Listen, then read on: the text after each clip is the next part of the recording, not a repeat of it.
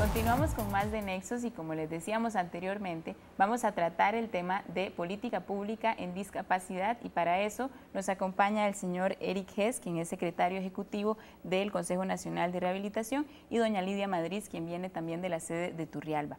Muchas gracias por estar acá con nosotros. Y bien, entramos en materia política nacional de discapacidad 2011-2021. Tal vez hablar un poco sobre esta política, ¿cuáles son los ejes principales que se plantean? Tal vez don Eric, si nos podría hablar. Sí, tal vez primero decir que la política es una respuesta a las necesidades que ha venido presentando la población con discapacidad en el país. Entonces, la política pretende abarcar esos puntos que a la población con discapacidad interesa en mayor medida que sean atendidos por el país en este plazo de estos 10 años que va a estar en vigencia la política. ¿Cómo se toma estos puntos? ¿Se hizo una evaluación anteriormente para saber cuáles puntos son los que estamos flaqueando tal vez en el país? Sí, venimos saliendo de lo que fue la Directriz 27 de la administración de don Miguel Ángel Rodríguez, que fue la que lo ejecutó, y ahí se plantearon por primera vez algunos lineamientos de lo que podían ser las políticas públicas a nivel de gobierno y los compromisos que las instituciones públicas adquirieron en ese lapso de tiempo. Ahí salieron algunos pendientes que todavía quedan de ser resueltos por el país. Y se hizo una consulta también con las personas con discapacidad para conocer cuáles eran las demandas específicas que ellos planteaban al respecto de sus condiciones de vida. ¿Cuáles vendrían a ser entonces esos ejes? Porque acá tengo yo, por ejemplo, equidad de género, gerencia social, desarrollo inclusivo, pero igual, ¿cuáles vendrían a ser puntualmente, verdad, los puntos que abarca la ley y en lo que se enfoca? Bueno, está el eje de institucionalidad democrática, está el eje de salud, el eje de educación, el eje de empleo y un último eje que abarca a personas con discapacidad y organizaciones. Son ejes que van a estar dirigidos a diferentes, obviamente a diferentes poblaciones o a diferentes instituciones, y hay varias acciones que les corresponde cumplir tanto a las organizaciones, a las personas con discapacidad, a las instituciones, dependiendo de cuál es el tema que vayan a abordar. Ahora, desde la sede de Turrialba, porque es algo interesante de ver, no solamente centralizarlo en lo que vendría a ser San José, sino en las diferentes sedes. ¿Qué medidas se van a tomar para que esto se cumpla? Bueno, tenemos un aliado muy importante que es las comisiones municipales de accesibilidad en las municipalidades. Estas comisiones van a hacer un papel muy importante en la fiscalización, ¿verdad?, de que esto se cumpla.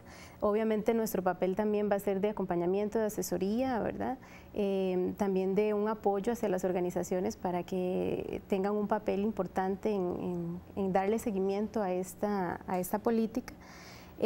También nos corresponde pues fiscalizar, ¿verdad?, que las instituciones, por ejemplo, las políticas públicas de diferentes temáticas sean inclusivas.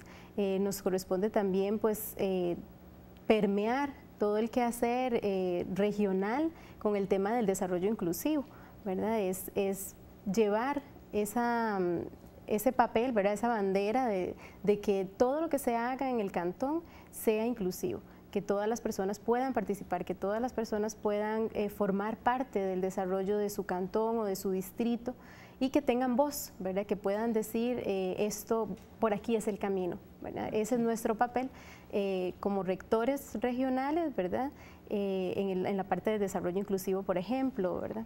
Ok, ahora, poniendo uno de estos ejemplos de los ejes, por ejemplo, el trabajo, ¿cuáles son los puntos que se debería cumplir según la política pública? Bueno, uno de los puntos que es muy importante que se cumpla es el acceso real de las personas con discapacidad a las oportunidades laborales que presenta el país.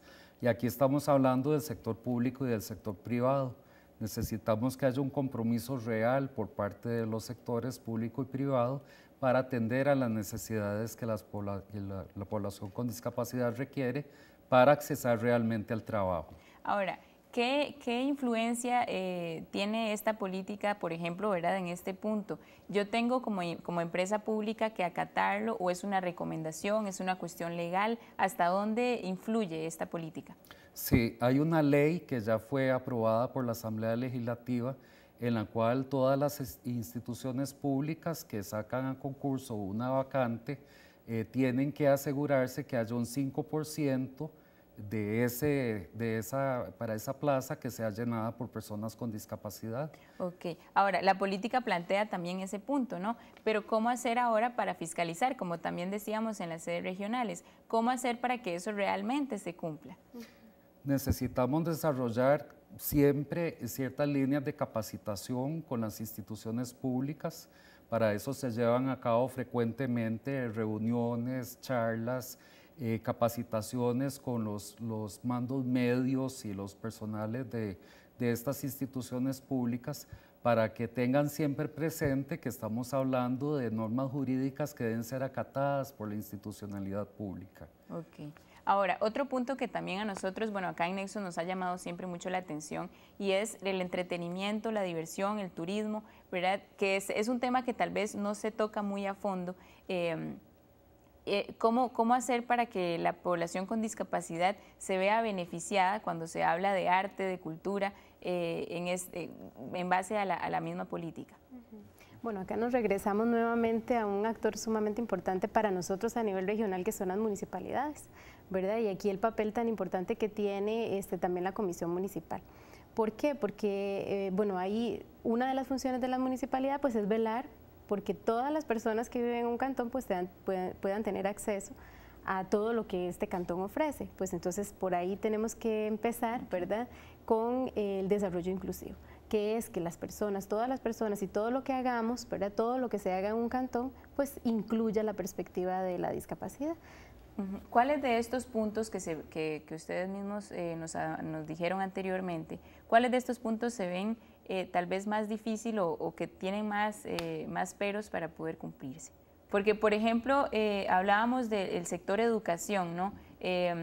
¿Cómo llegar a una educación inclusiva y tal vez no tan especializada? O cómo, por ejemplo, llegar a que una persona con alguna discapacidad que esté en un sector de educación secundaria pueda salir con una educación, digamos, de calidad, ¿no? Aquí hay un principio que es el que está en el fondo de esta política pública y que lo hemos venido promocionando desde que se aprobó la Ley 7600, que es la igualdad de oportunidades. Esa es la clave para que la población con discapacidad pueda disfrutar efectivamente de los mismos derechos que tiene el resto de la población. Es tener las mismas condiciones para las cuales ser valorado para un empleo, para accesar a la educación, para terminar muchos la educación primaria y secundaria. Para otros, de acuerdo con los tipos de discapacidad, puede ser optar por la educación técnica en lugar de optar por la educación universitaria, y así respecto de cada una de las formas de discapacidad se va a ir configurando esa sociedad que nosotros aspiramos que sea cada vez más inclusiva, pero bajo el precepto de la igualdad de oportunidades para todos y todas. Ok, ahora bueno, ya para ir cerrando, tal vez si podríamos comentar cómo se va a hacer para que se implementen estas medidas, además ya de la municipalidad, para que se puedan, digamos, regir a partir de esta política, para que también las mismas empresas se den cuenta de que esta política existe y para que se vaya como por ese camino.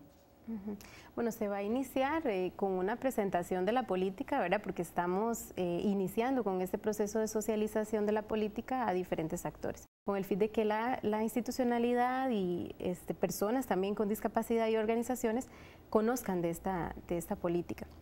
Ese es como el primer paso. Posteriormente hay un plan de acción, ¿verdad?, que para que se pueda cumplir realmente la política, pues se requiere de acciones concretas que le van a corresponder a diferentes instituciones y a diferentes actores.